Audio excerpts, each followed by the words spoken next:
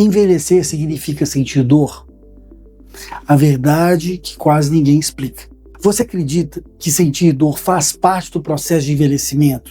Que depois de certa idade o corpo simplesmente estraga e tem que sentir dor mesmo e é um processo natural? Essa ideia é tão repetitiva que parece uma verdade, mas a ciência mostra um cenário muito diferente. Eu sou o Dr. Carlos Gropen, médico fisiatra e presidente da Sociedade de Dor do Distrito Federal. Hoje vamos responder a uma pergunta crucial, a pergunta do início do vídeo. Envelhecer significa sentir dor? Não, gente, a dor não é um destino biológico. O envelhecimento pode trazer mudanças reais, mas a dor crônica não é inevitável. Estudos populacionais mostram que muitas pessoas envelhecem sem dor incapacitante, envelhecem muito bem. O que aumenta a dor não é a idade isolada, como um fator de risco isolado. São fatores associados ao envelhecimento. O que realmente muda com a idade? Vamos colocar assim.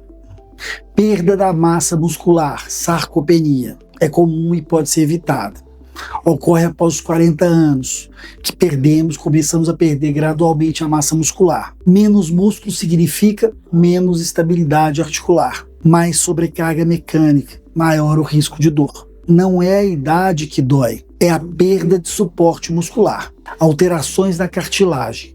A cartilagem perde hidratação e a capacidade de absorver impactos, mas isso não significa necessariamente dor automática. Curiosamente, gente, muitas pessoas com artrose não sentem nenhuma dor.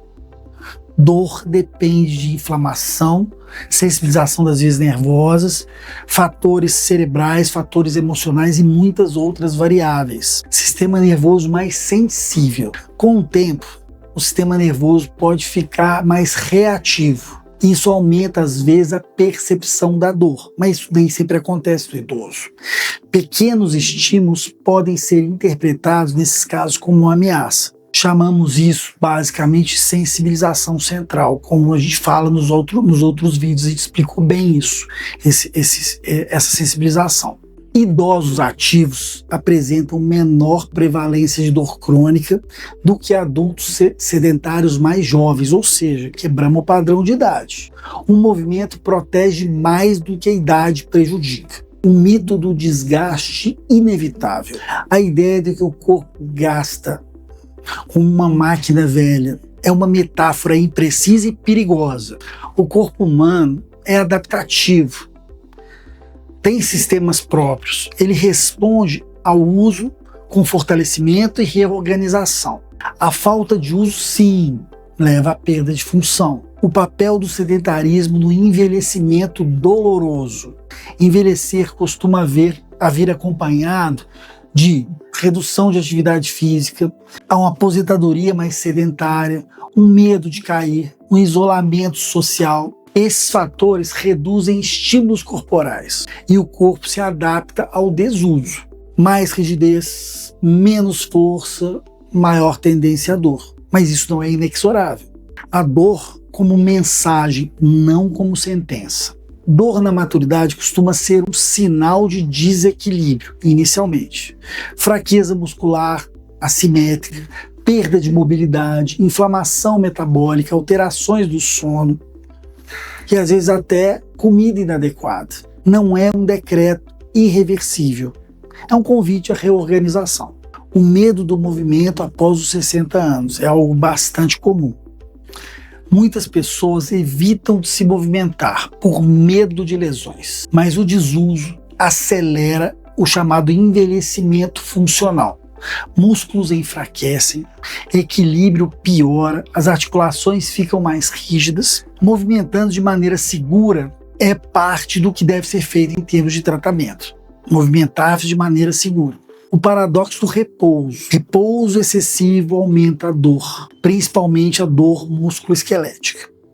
Isso acontece porque reduz a circulação local, diminui a lubrificação articular, aumenta a rigidez. O corpo foi feito para mover-se. Ir contra essa lógica pode piorar e agravar qualquer caso doloroso e declínio funcional. O que a ciência mostra sobre o envelhecimento saudável?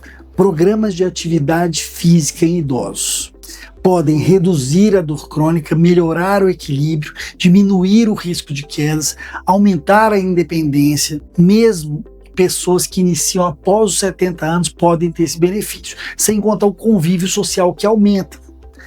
Nunca é tarde para recuperar a função e ter uma vida plena independente da idade. Treino de força em idosos pode aumentar a massa muscular, mesmo após 80 anos. Então não é que o corpo não responde mais. O músculo envelhece, tá certo, mas continua adaptável. É como um carro velhinho, mas muito bem cuidado. É isso que todo mundo quer. O papel do cérebro na dor do envelhecimento. A experiência de dor é influenciada por crenças, e crenças podem ser limitantes. Se a pessoa acredita que a dor é inevitável, ela se move menos. Mover-se menos pode diminuir a dor na hora, mas ela aumenta a dor com o passar do tempo. É um ciclo psicológico e biológico. Envelhecimento ativo, o fator protetor. Pessoas que mantêm atividade física regular, sono adequado, rotina, interação social, propósito de vida, motivo para estarem vivos, apresentam menos dor crônica estatisticamente. A saúde do corpo reflete a saúde do estilo de vida. E aí, gente, o que você pode fazer na prática, com você ou com algum familiar que você considera? Primeiro, movimentar-se diariamente. Mesmo pequenas caminhadas ajudam. Nada de sedentarismo.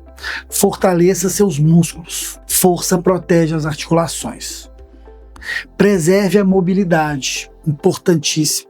Alongamentos suaves mantêm a amplitude de movimento normal, ou pelo menos diminuem a perda de amplitude. Cuide do padrão de sono.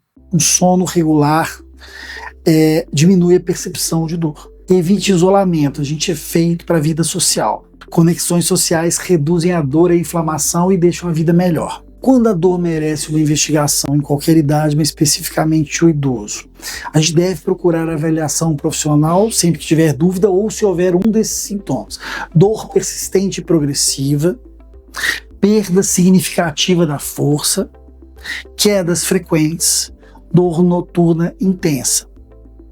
São alguns dos exemplos. Envelhecer não significa sentir dor, significa que o corpo precisa de novos cuidados. Movimento, fortalecimento, equilíbrio, confiança. Esse quarteto. A idade muda o corpo, mas o estilo de vida molda o envelhecimento saudável. Se esse vídeo trouxe clareza e pode ajudar alguém, considere compartilhar com essa pessoa, tá? E se você gosta desses temas, considere se inscrever no canal. Esse é um vídeo que tem caráter educativo e não substitui consultas médicas. Até o próximo vídeo, obrigado.